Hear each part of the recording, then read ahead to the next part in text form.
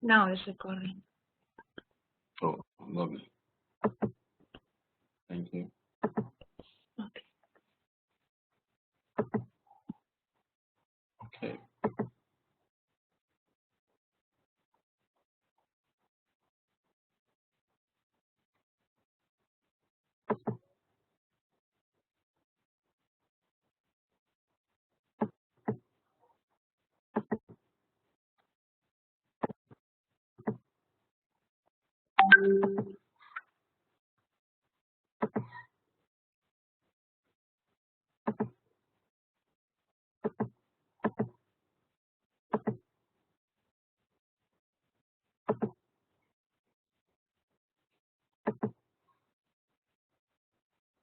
Okay. So, can we see my screen, please? Yes, we can see it.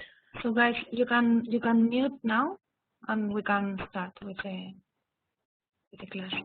Okay. Okay. Thank you. Today we'll be looking at preventive maintenance. Then, can you mute your mic, please? Hello. Margot Simon, can you help us mute your mic? Okay. Thank you. Okay. So, today we'll be looking at chapter 4, which is preventive maintenance and troubleshooting. Let's look at the milestone objective that will be covered in the course of, okay. So we'll be looking at preventive maintenance on computers. We'll look at the description of the preventive maintenance.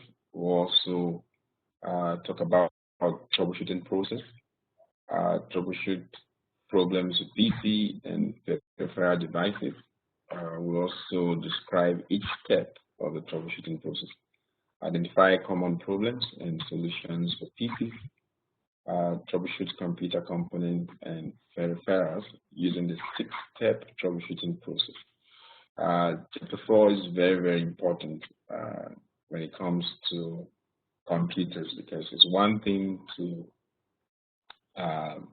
identify the different parts of the computer, it's another thing to assemble them, it's another thing to replace or probably upgrade, just like we discussed in the previous chapters. But now it is important that we carry out some measure of maintenance. In this case, maintenance can be looked at from different perspectives. You can look at maintenance from what we call predictive maintenance. You can also see it from the angle of corrective maintenance. And then you can see maintenance from the angle of preventive. So it's either you're doing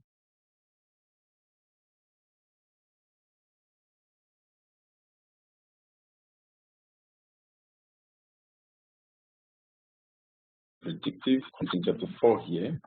In chapter 4 here, hello, can we hear me? So Yes, now we can hear you. we'll be looking at both the preventive and the corrective. So preventive is what we're talking about, and in the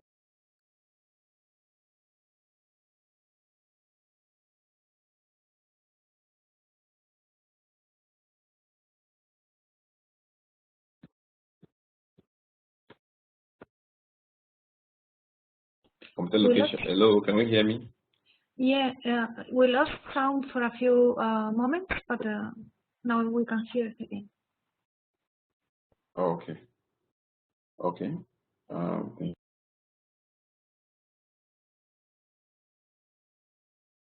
Okay. Let me just check my network to be sure I'm in order. Okay.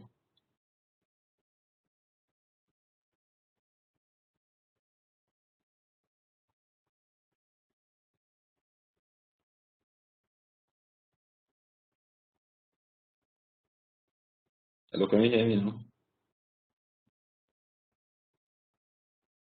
Yes. Okay. think I'm trying to set network to be shown fine. Okay. So I said we'll be talking about preventive maintenance. So we'll be looking at the benefits of preventive maintenance. So when we talk about predictive, we're talking about how you can, the occurrence of computer failure, how to be able to troubleshoot this fault before they occur. And so there are basic steps we're going to look at in this chapter. It's actually based on two factors. So what are the two factors when it comes to preventive maintenance plan? One, the computer location or environment. The dusty environment, maybe such as construction sites, requires more attention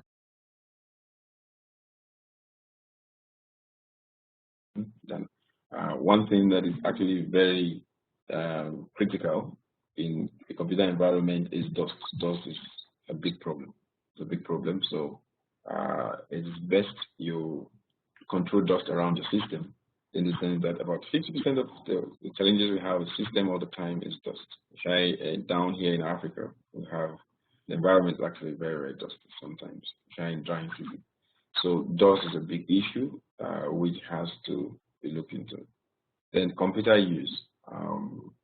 High traffic networks such as school network might require additional scanning and removal of malicious software and unwanted files.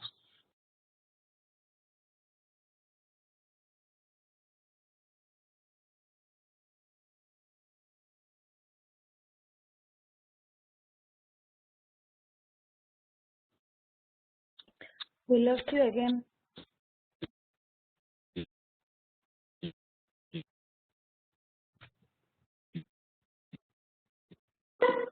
We lost him.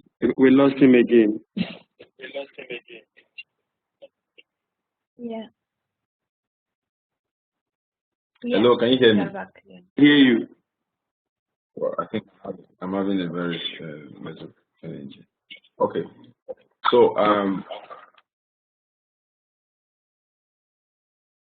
we'll be looking at it from the two angles, from environment and from computer use. Okay, so if we talk about the preventive maintenance in terms of the dust, if you look at the picture to your right, you agree with me that use a cloth or a duster to clean the outside of the computer case. So oftentimes, if you want to carry out some preventive maintenance, you find a way to get rid of dust off the computer case by using brush, or you can use a cloth, something to dust out every dust you have there. And then dust on the outside of the computer. Hello, Marilyn? Yes. Hello? Okay, please, can you just give me 1 minute to change my network? Okay. Yeah, I want to change the network. Can you just pause the recording? Let me check how. Yeah, just 1 minute. Let me just change my network. Okay.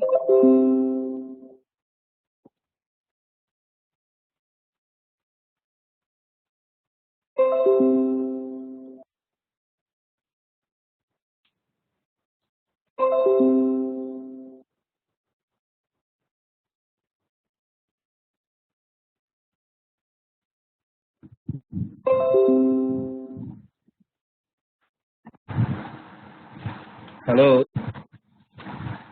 can anybody hear me? Who's speaking now? I can facilitator.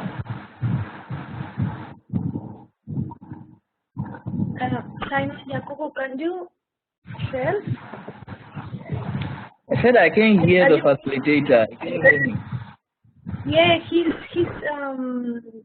restarting. He's connecting to changing the network. He will be back in a few minutes. Okay.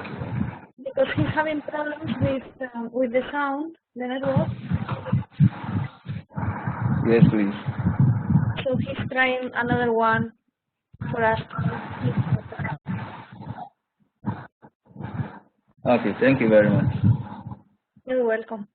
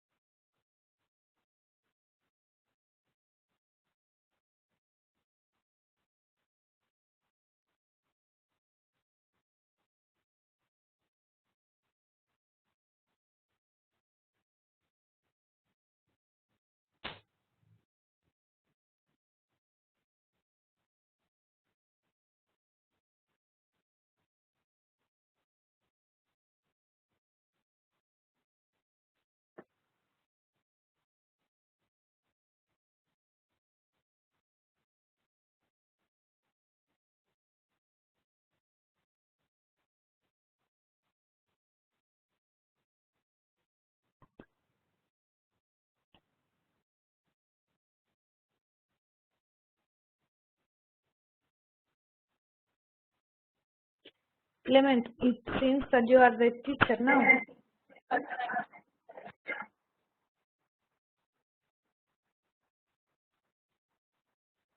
Then?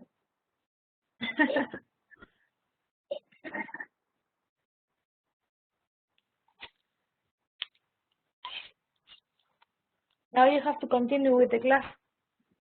You are the instructor today.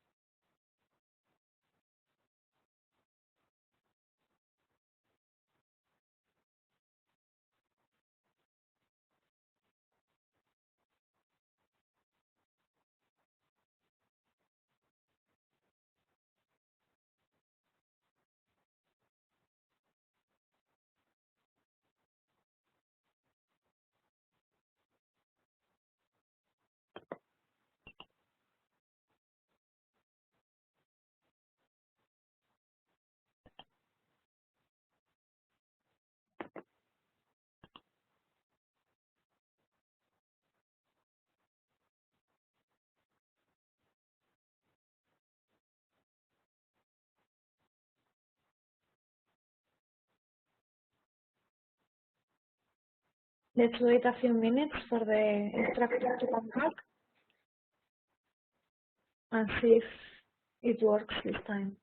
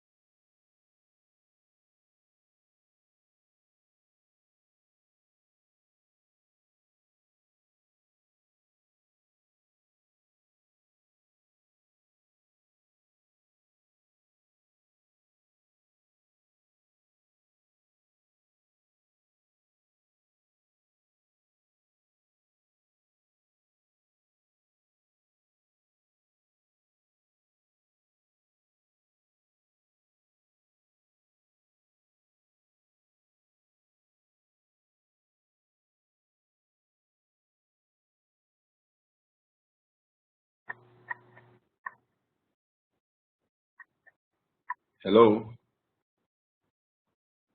Hello, let's see if it works now. Yeah, I think Harry is easy. Sounds much better. Yeah, So we all go to mute and continue with the class? yeah, yeah, sure. Okay. I think the recording is still on. Yeah, recording is still on. So please teachers go to mute so we can continue with the class. Thank you. Yeah. Okay.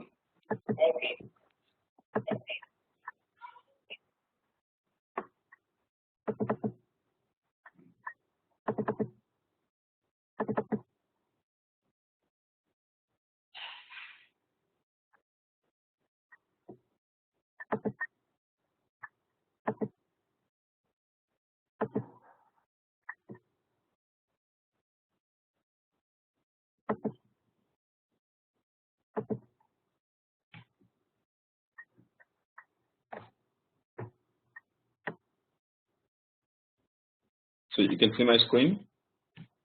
Yes. Okay, thank you.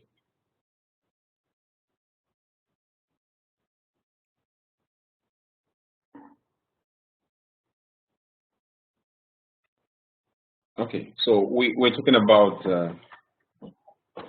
maintenance, and we said the maintenance is grouped into, we have it developed into two at least factors. So the preventive maintenance plan is developed based on at least two distinct factors. And what are they? Location or environment, as computer location environment, which we talked about dust being a major issue.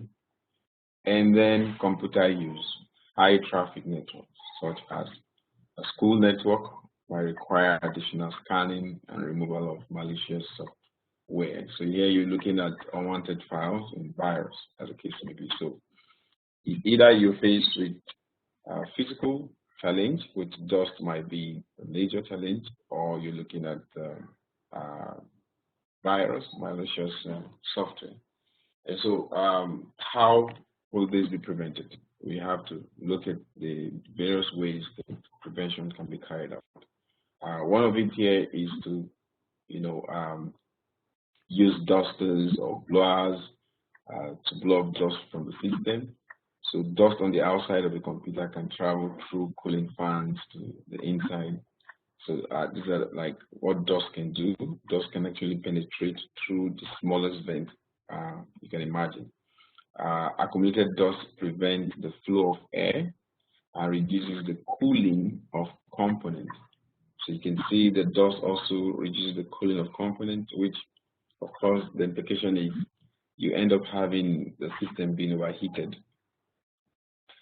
And so hot computer components are more likely to break down, so that means more dust, more overheating, and when you have overheating, then you're sure that the component can likely break down. Remove dust from the inside of the computer using combination of compressed air or a low air flow ESD vacuum cleaner and a small lint-free cloth. So we're saying here that you can use a compressed vacuum air cleaner to blow up dust from the system. And once that is done, it goes a long way to help to prevent a whole lot of. So we can see that accumulation of dust can actually also short circuit the bus wire on the motherboard, thereby also affecting the flow of current signals, which of course could make the system not functioning. And then when there's so much dust, we also say that it can lead to overheating, and overheating of the system can also lead to breakdown of the computer. So what is required is a compressed air vacuum cleaner to be able to blow up the dust from the system. So when that is done, it goes a long way to help to reduce some of the problems and challenges you will face with system breakdown. And then a basic checklist of components to inspect for dust and damage includes one. So when you know the location where your computer system is placed, there's likelihood of dust penetrating that area. Then you begin to look at components that might be affected.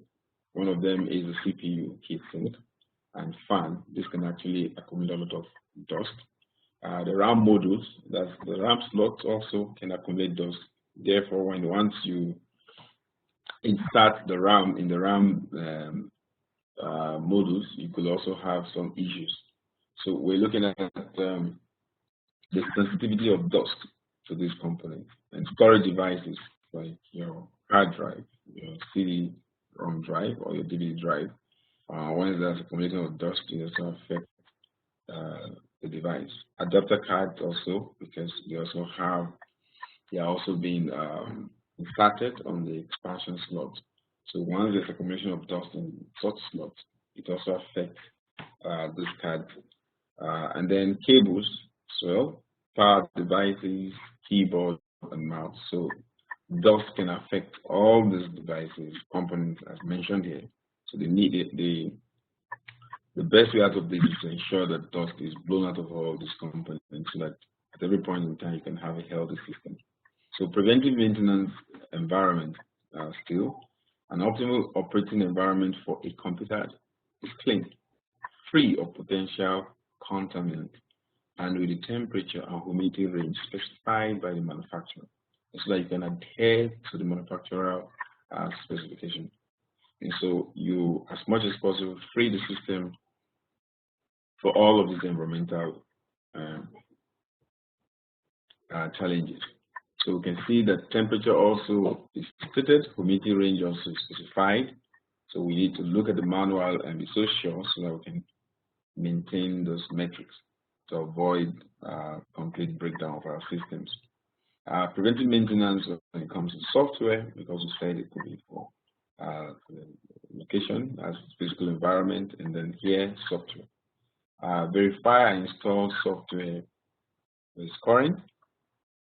Follow the policy of the organization when installing security updates, operating systems, and program updates.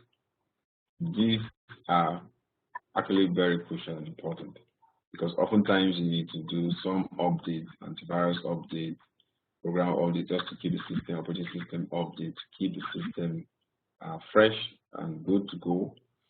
If you don't, and probably update the antivirus and you have an obsolete antivirus, the likelihood of being attacked by virus is high.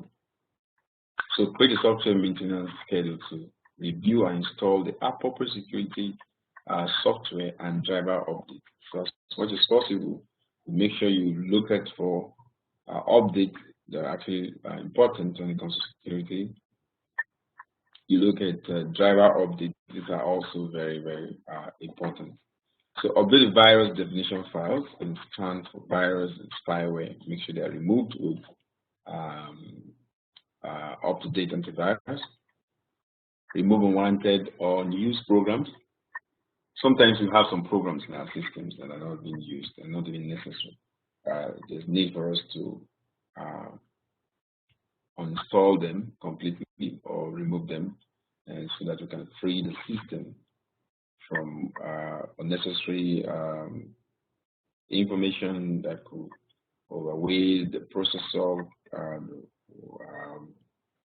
Working order can also help to reduce the efficiency of the system because that will require taking space in hard drive, also adding up as load to the processor each time it has to process all the applications you have in your system. So it's necessary they are being removed. Scan hard drives for errors and defragment hard drives. This is also important because sometimes some of the sectors of the hard drive might be faulty.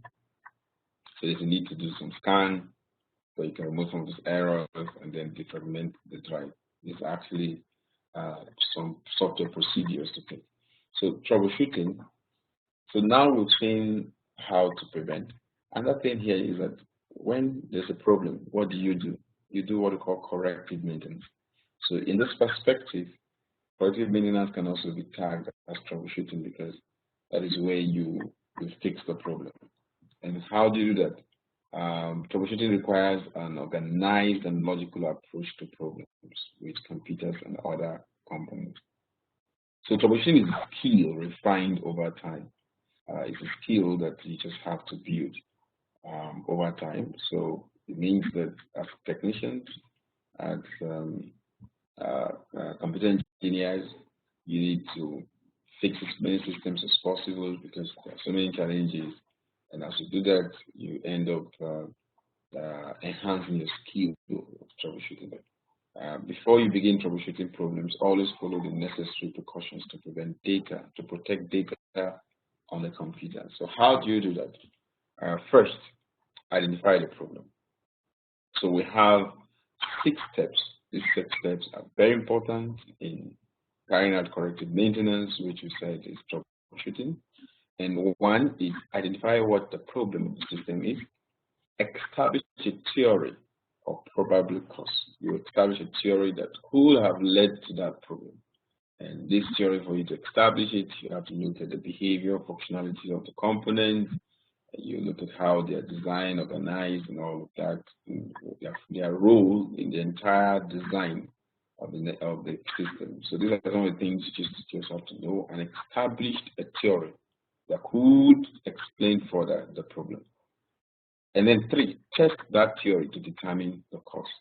So once you establish that theory, that could be a probable cause, the next thing is you now need to test. You test to determine. And then 4, establish a plan of action. You just have to come up with a plan of action to resolve the problem and implement the solution. So when you determine the cause, it's quite easy for you to now plan out an action to resolve that problem. And then once you plan out the action, you begin to execute them one after the other. So in the process of execution, we said you're carrying out step 4. And step 5 is to verify full system functionality and, if applicable, implement preventive measures. So you now verify full system functionality to be sure that everything is fine, and then begin to implement preventive maintenance. So in this case of corrective maintenance, or what we call troubleshooting process, once you are done troubleshooting and you have tested the system and you're sure it's actually working very well, the next thing you need to do is you implement the preventive maintenance. The preventive maintenance we're talking about here is that whatever could have led to it, you don't need to wait for it to happen again. You begin to carry out some measures to forestall such challenges. And then 6 is document findings, actions, and outcomes. So you begin to do some documenting of findings, what happened, the actions taken, and the outcomes. This is important because it could reoccur all over again, and then you need to check back your logbook and see what actually has led to it, and then fix it. So this is important. So as engineers that we are meant to have a logbook in our workplace. You need to tell your student this is important, and the logbook is where you log some of the challenges and how they are fixed and all of that. And once that is done, when it happens again, you already have a manual that will help you resolve the problem.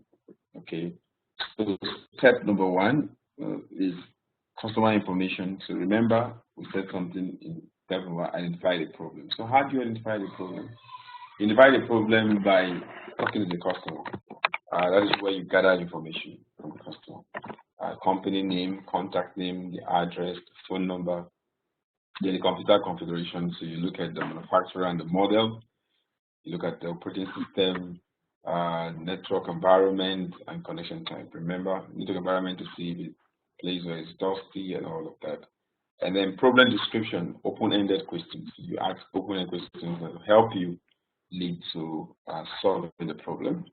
And then close-ended questions. So the open-ended questions that you make it open, and the close-ended, like you already know, you have questions and you already know what the answers should be. But open-ended is that you create the room, so the back and forth information from customer and yourself, and then that helps you to have history of what will have happened to the system.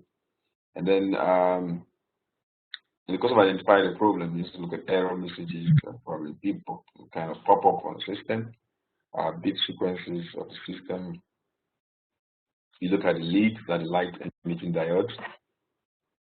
You look at the color to see if there's some variation of the colors when the system is good and from when it's having issues. And then posts, you check the post, because the post is also going to help you identify issues. Remember when we were talking about the virus, I did mention the post, and I said the post is the power of self-test, which help you to see what to see if the different peripheral devices are all present, they're there and working. If the fan is not working, it's going to let you know this. The fan not working. If the CPU,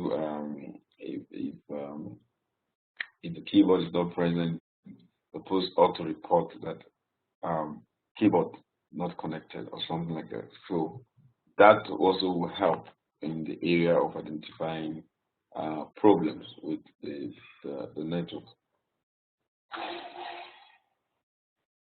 Okay, and then we look at number 2, we say establish a theory of probable cause. I'll explain this. Device is powered off, power switch for outlet is turned off, because you're trying to establish a theory. And then you look at the surge protector, it is turned off.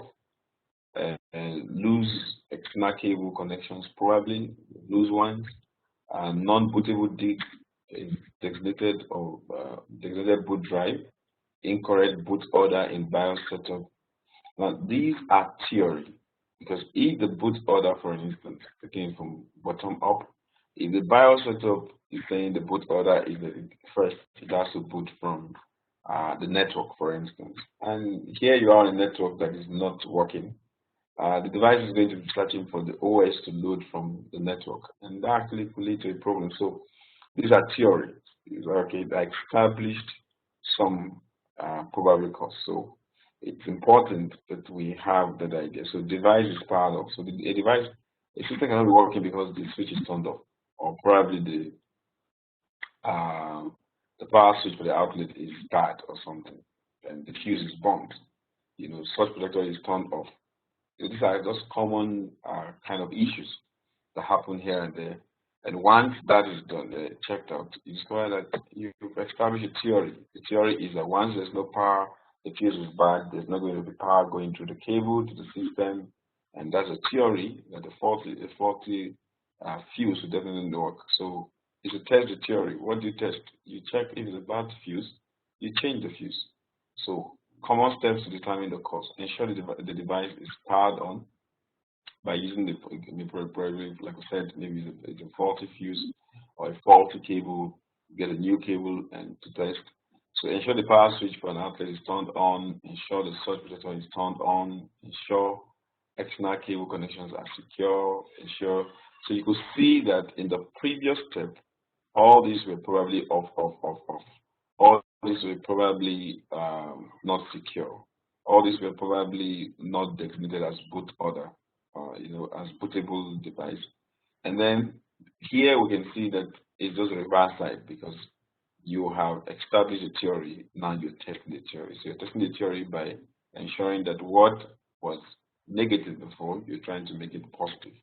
What was off before, you're trying to on it. So that is a way to test the theory. And then 4 is to establish a plan of action. Now that you have tested it, you've seen that the likelihood could be that car cable is bad, the fuse is blown, or 1 or 2 issues.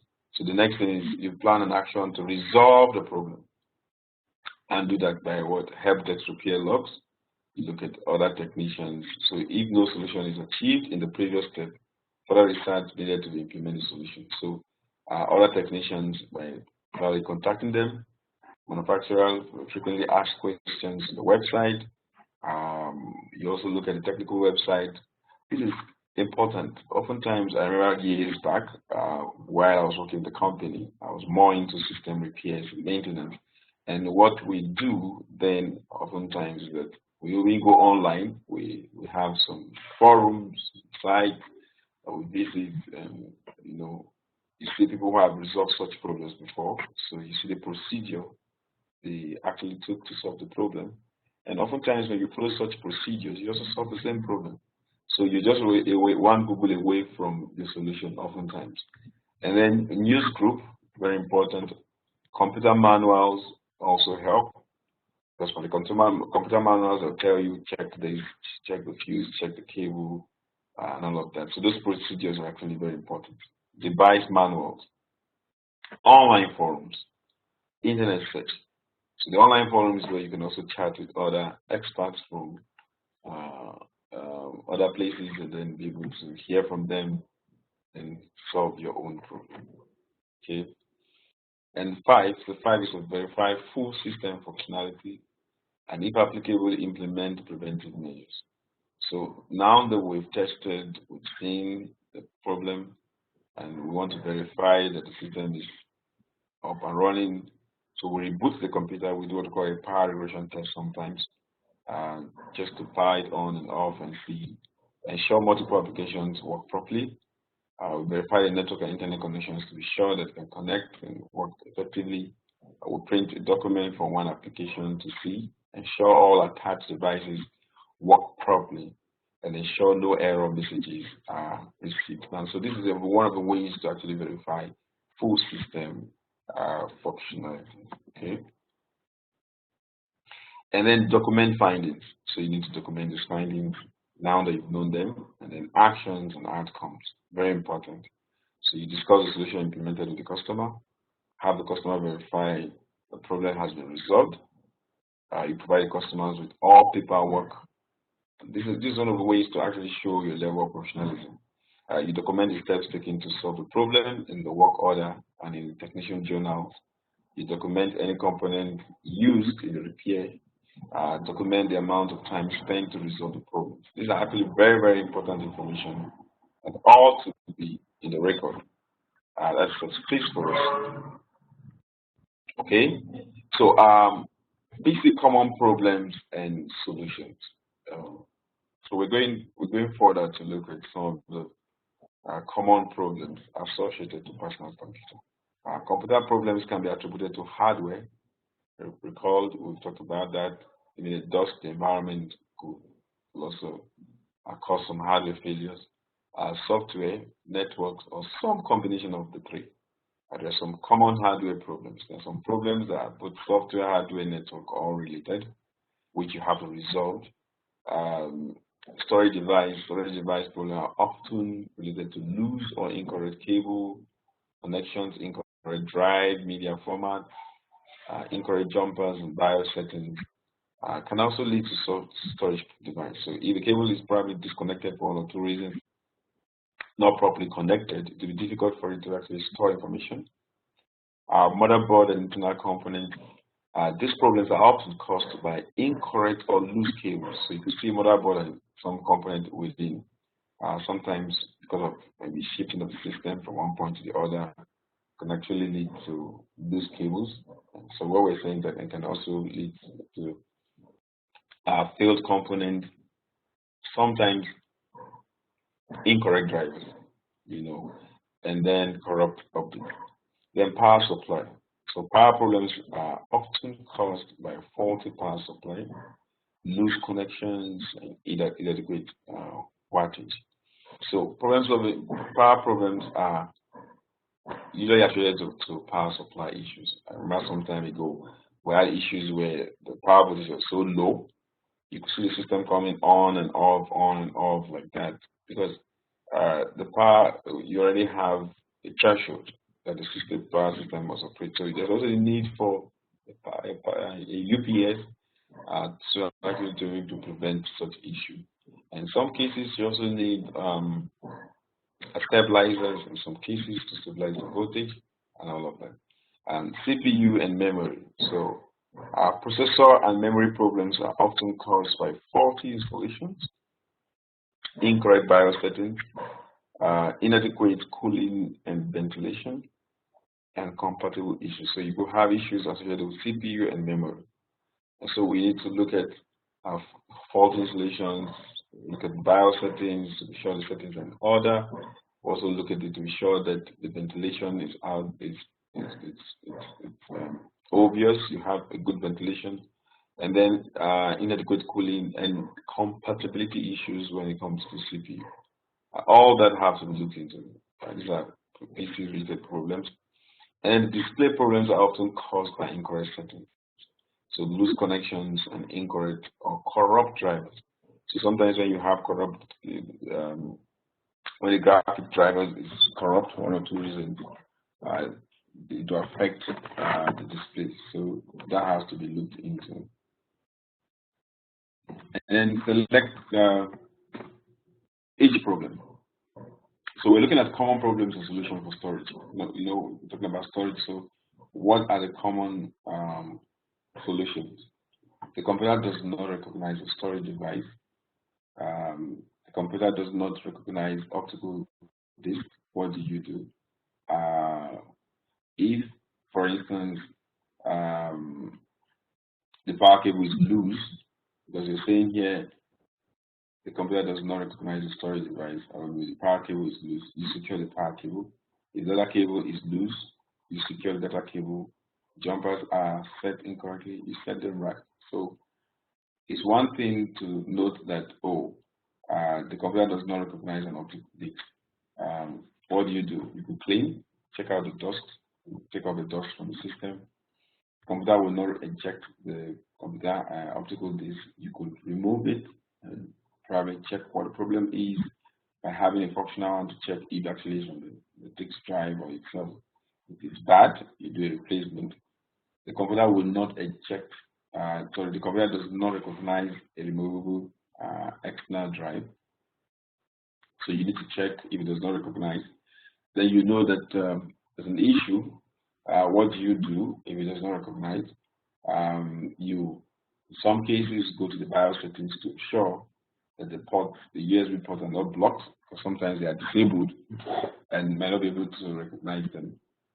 A media reader cannot read a memory card, and that works properly. If it does not, then you need to see if you can change the media reader card, or probably disable it and enable it again. Sometimes when you disable and enable, the device starts working. So that's a kind of a solution, a kind of ways to correct some of those errors. So retrieving or saving data from the USB flash drive is slow. So you also look at it. If it's slow, you check the speed of the USB port. Sometimes might be small, and then you see how you can get faster USB port adapter card to get the speed. And these are some of the things that should be looked into each time we have problem with storage. So you can see, identify the problem. So the clock on the computer is no longer keeping the correct time or date. I remember we said this. What could be likely the issue? The issue could be that the CMOS battery may be loose, then you secure it, or the CMOS battery may be drained, then replace the battery. After updating the BIOS firmware, the computer will not start. That's an issue also. You can actually uninstall it to check if the firmware is not compatible, because you have to be sure it's compatible, and then look for the compatible one. The computer displays the incorrect CPU when the computer boots. So if the computer displays the incorrect CPU when the information boots, you need to look at the settings, the BIOS settings as well. And then the hard drive lead on the front of the computer does not light. So if the hard drive lead on the front of the computer does not light, what you need to do in that case is that you check the connection, the cable connection from the lead to the motherboard to see if it's actually available. If it's not properly connected, you try to connect that. Then the built-in NIC has stopped working. If you have an inbuilt NIC which stops working, you can actually disable, re-enable it. You can actually uninstall the driver, install a new driver, or you can get a new NIC and then actually connect to it. The computer does not display any video after installing a new PCIe video card.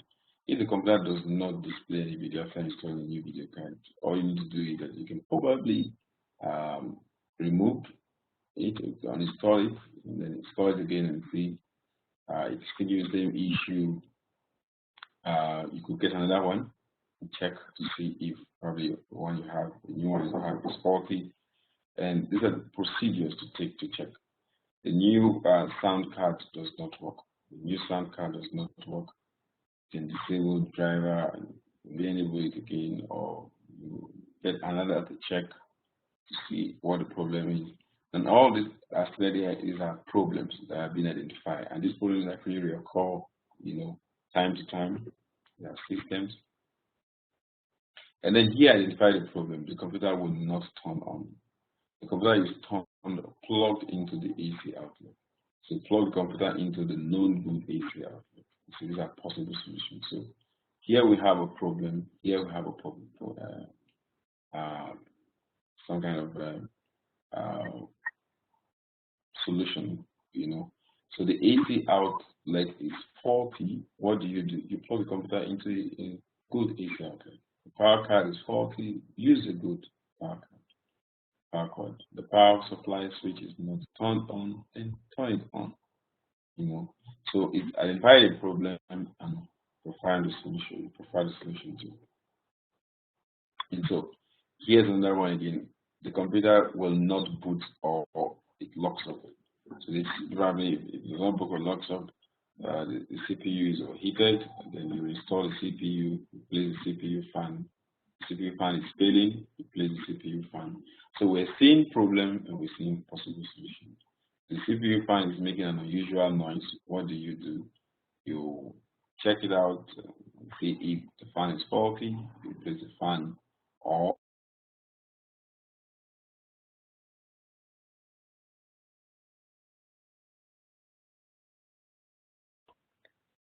Dr. Daniel, we lost the sound again.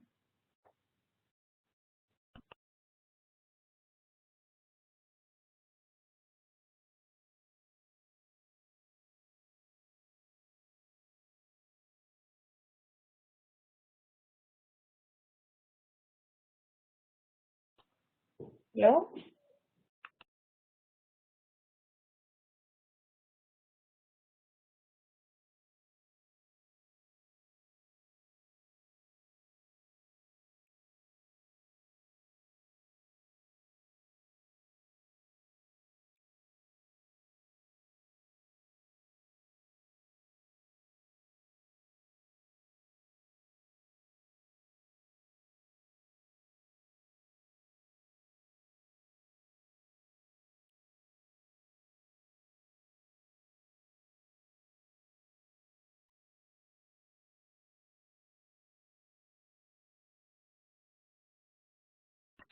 Hello, Dr. Daniel?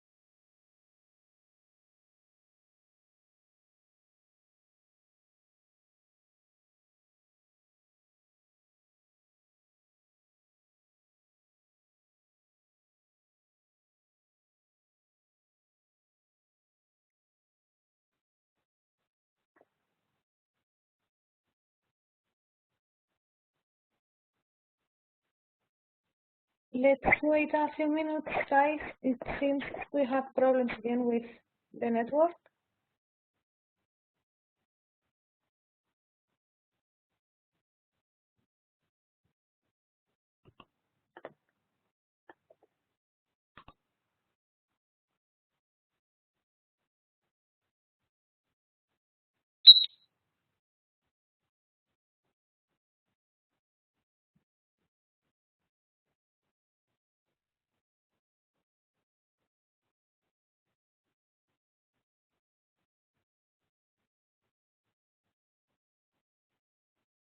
Hello? Yeah, I lost you guys. Hello, I wasn't hearing you. No, we lost you a while ago. Yeah, at what level? Let me know when you lost me. We were with the troubleshooting. If you saw the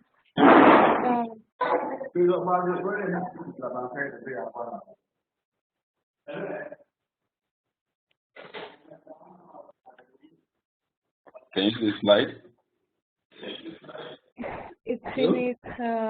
it's working. Let's see.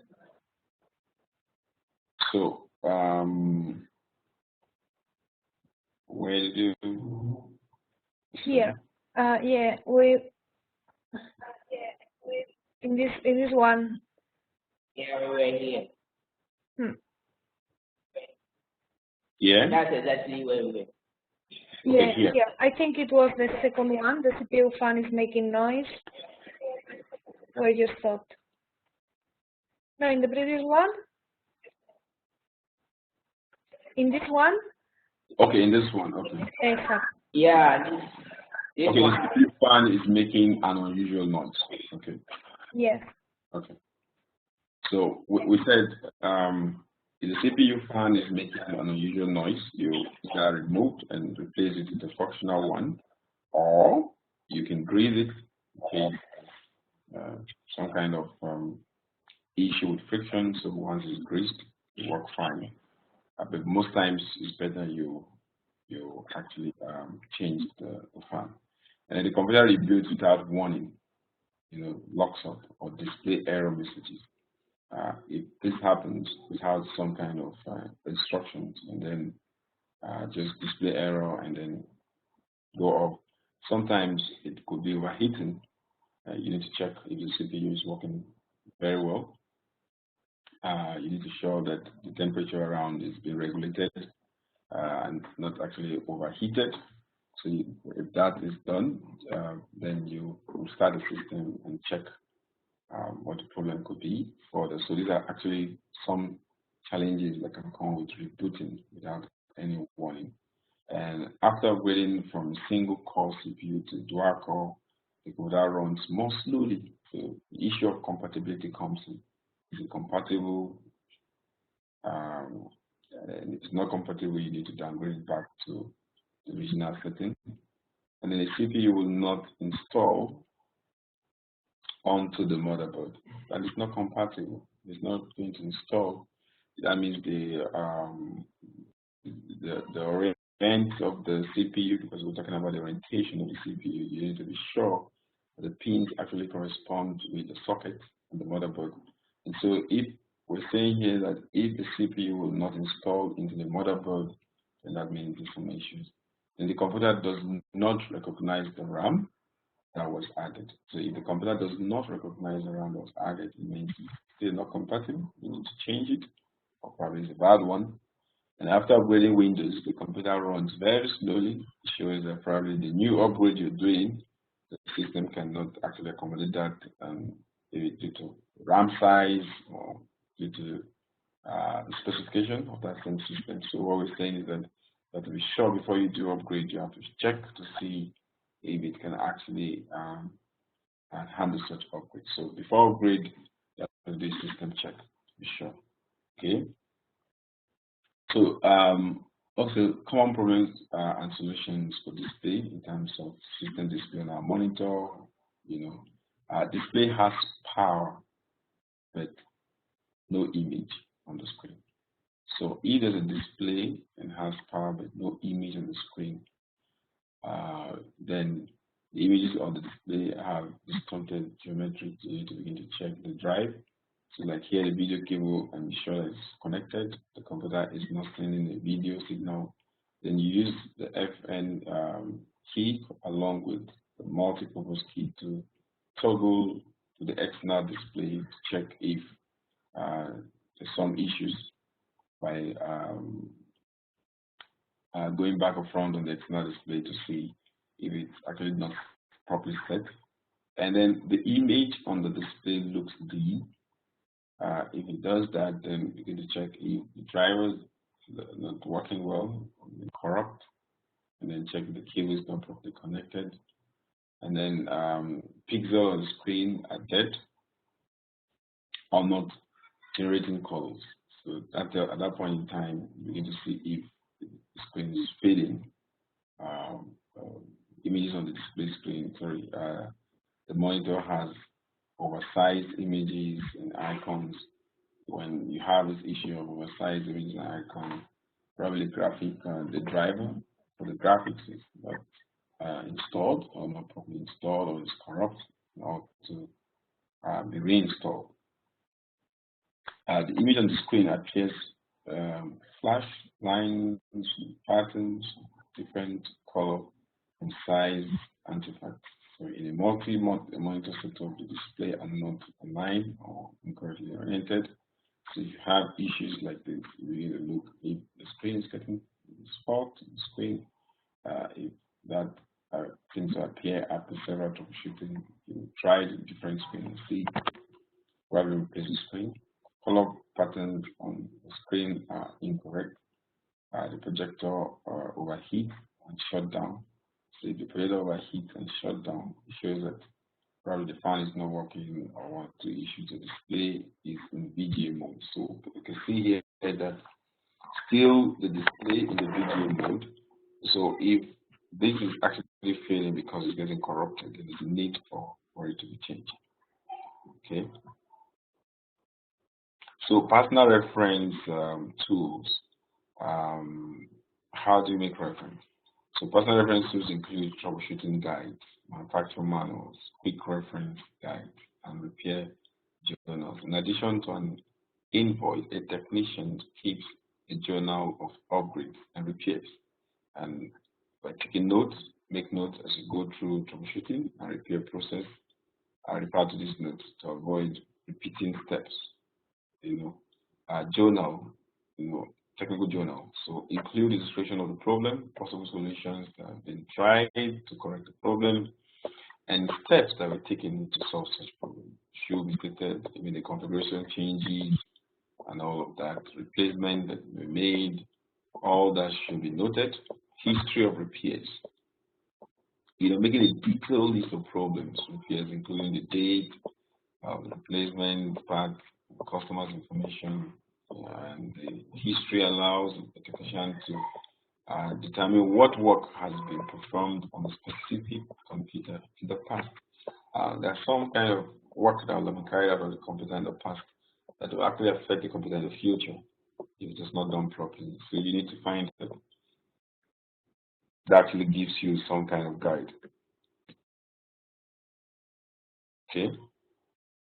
And so internet reference tools, well, reference tools, so like search engine, news group, online manufacturer frequently ask questions. When you go to most of the manufacturers, have frequently ask questions on their website based on that particular device you're working on, the HP system, Dell, and all of that. You check out the FAQs of the site, online computer manuals, online forums and chat, technical websites. So these are actually internet reference tools, sites to visit to actually get more possible solutions to some of the identified problems. Okay. So advanced problem solution for hardware, for instance, identify a problem, rate cannot be found. If the rate cannot be found, what do you do if the rate system cannot be found? First, if it cannot be found, what you need to do is that you can actually go to the BIOS settings and check to see if it is disabled, and then you enable it and be sure that it's also working. So the so-called file will help you. And then the computer exhibit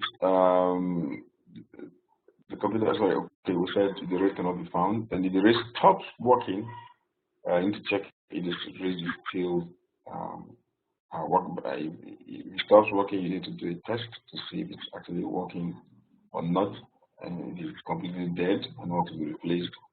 And you do that, and another thing you also can do is that you can do probably a system restore on that same device to be sure. And then if that is done, it's still not working, then you replace. The computer is a bit slow performance. you install new applications or unused applications, afraid to flip them.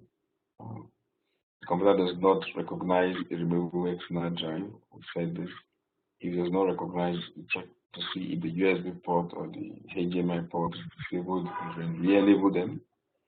And then after updating the CMOS firmware, the computer will not start. You need to check if it's compatible.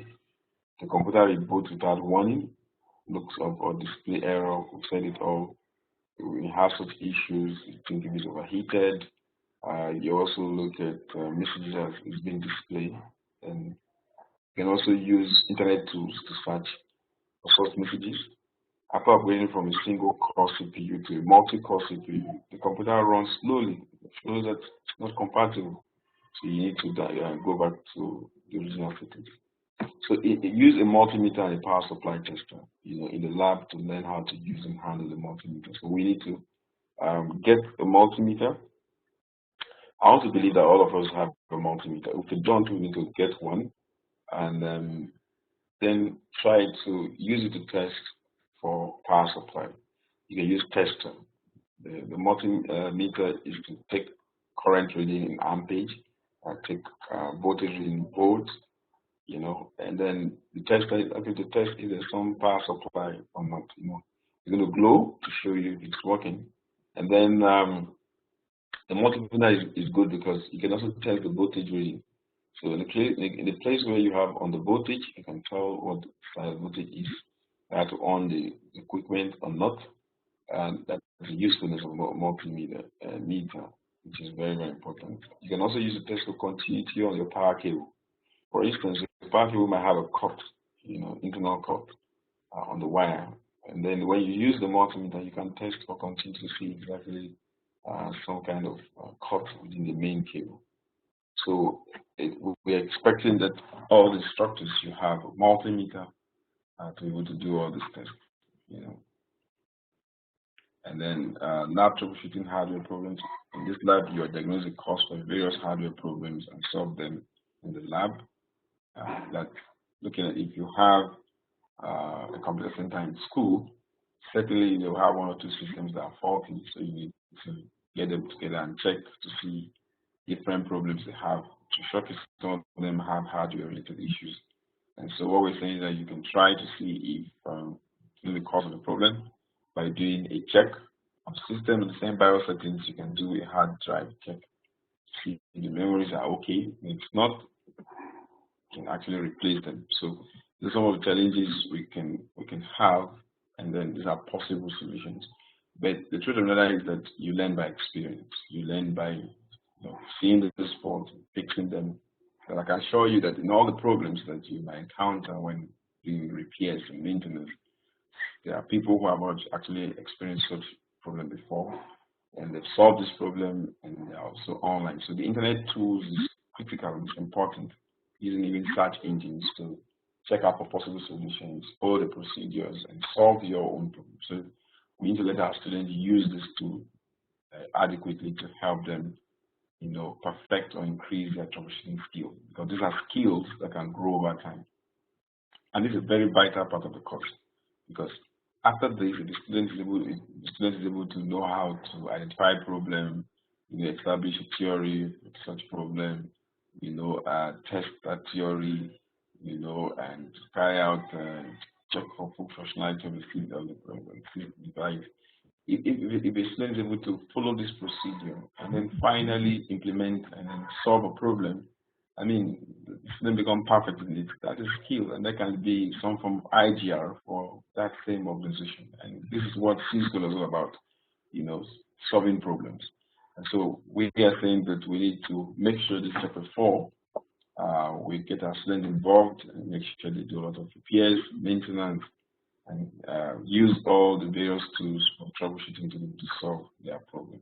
Okay, so that's the end of chapter 4, and I think I will need to give us time to ask questions, because we had issues.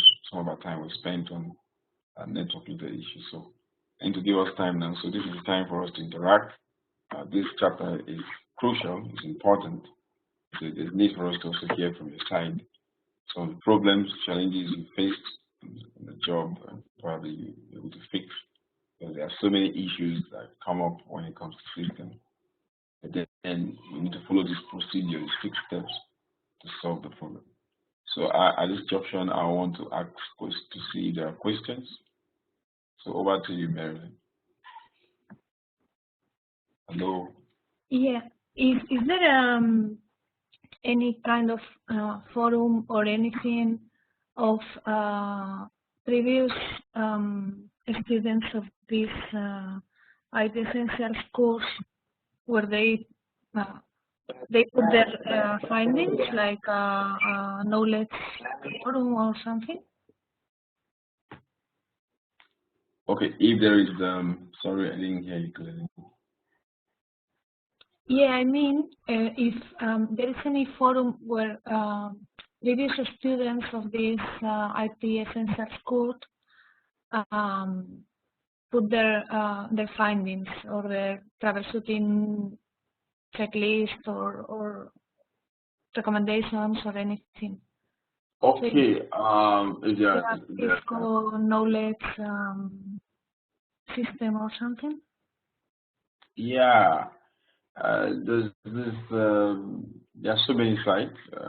You have like Professor, this one on Professor A+. So what I'm going to do is that I'm going to search out those common sites for system repairs, the link, and send to you so that it can also be made available to the students. There are so many of them. I've come across them, so I will just search them out again from my logbook and then send them to you so that you can also make them available to students to check out and all of that. I think that will go a long way to help too. Perfect, thank you. Yeah, so I'm going to work on that. Thank you. Okay. Do you have questions, right? Teachers?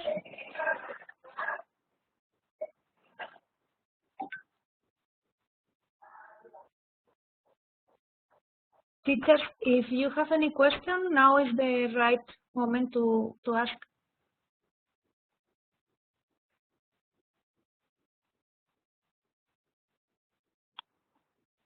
Marilyn, for now, we are okay. Oh. So we don't have any questions? Okay. No, it seems no. I agree that the questions come when you begin doing this, facing the problems, not in the moment. Exactly. Facing the problems, yeah. Yeah. Facing the problems. And so that means we'll return back to the lab and see possible problems.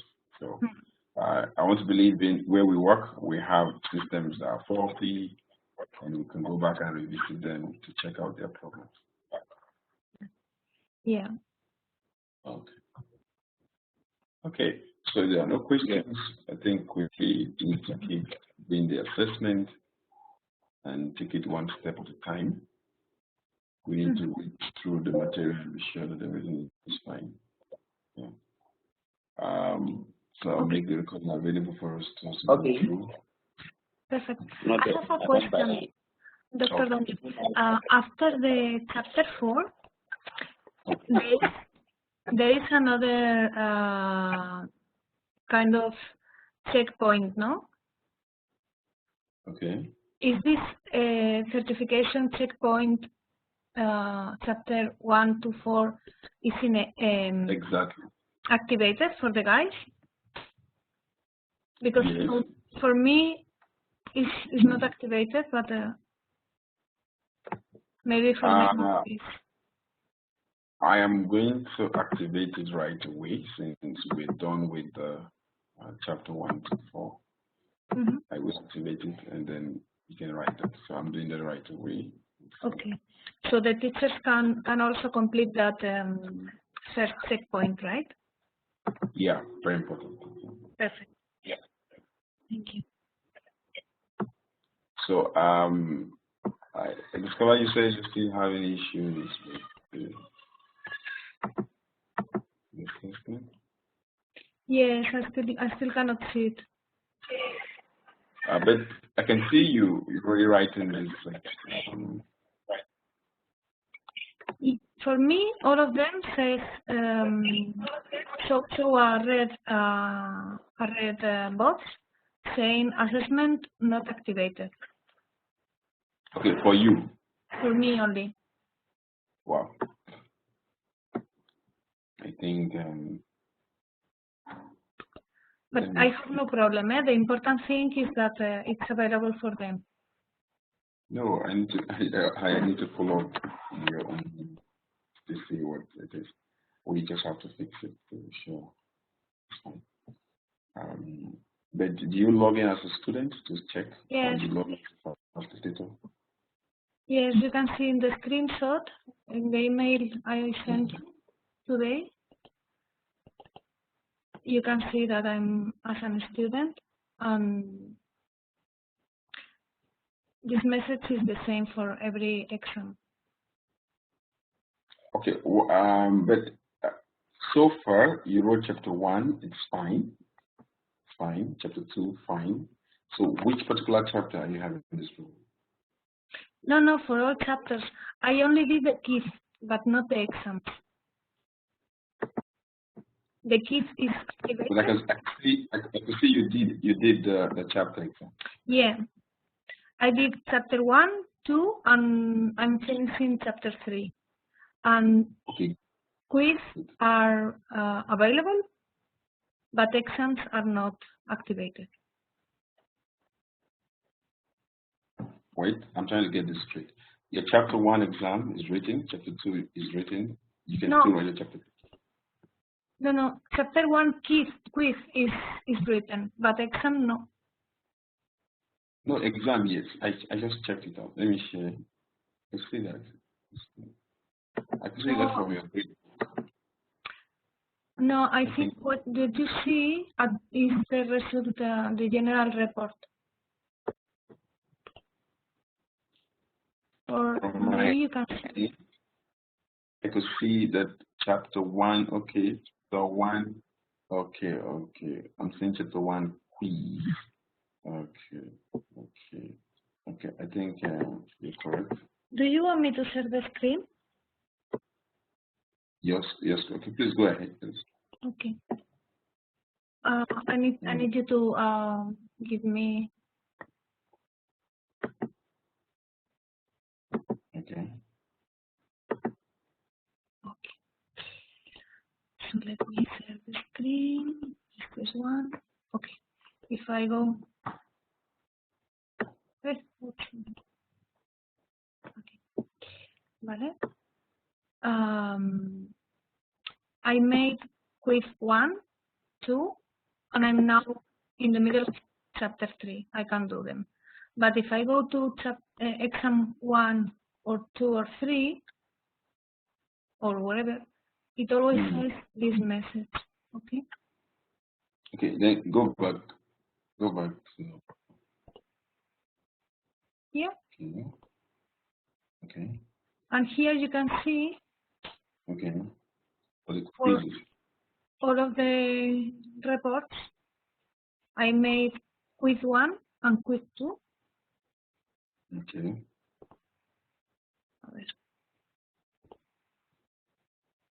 Okay, but exams, I cannot do them. Okay. This is the overall average. So this is the quiz average for me, but the exams 1, 2, 3, I cannot do them. I think I've seen the problems. Okay, I'm going to fix it today. Thank you. Yeah, I'll fix it and I'll send you a mail and then you could try it out. Thank you. Thanks a lot. Okay. Thank you so much, everyone. So let's keep writing the chapter exams so that we can catch up with the final date for the final exam. Thank you so much, Marilyn. Thank you, Shaibu. Thank you, Yakubu. Marvel Simon. Thank you. So we'll meet again on Thursday. Thursday. Yeah. Thank you. So bye for now. Bye. Thank you.